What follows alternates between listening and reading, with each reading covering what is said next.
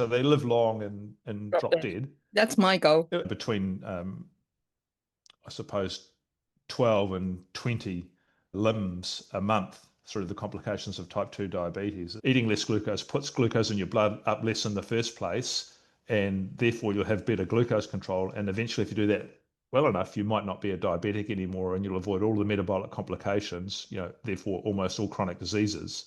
Yeah, I Mm. definitely agree. But there's just something around well, we want to call them health systems, but I sort of think of them as sickness systems, that then they're not interested in us being healthy. It's always from the ground up that we have to be the change, and then it infiltrates.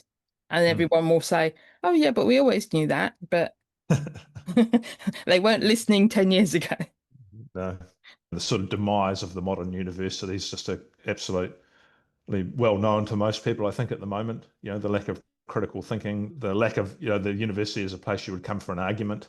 Uh, Even in the Monty Python sense, it would be a good place to come for an argument, but it's just, completely absent from the system now. To get the brain into a catabolic anti-inflammatory state, you more or less do need ketones produced. The brain needs to be in an anti-inflammatory state, and that's going to require the presence of ketones.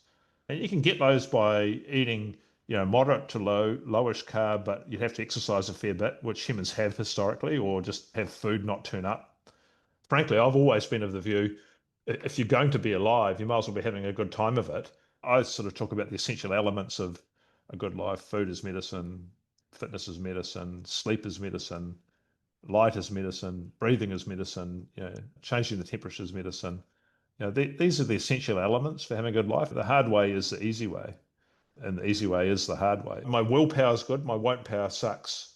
And I reckon using creatine is a goer for brain health, for sleep, for cognitive functioning, for fitness gains.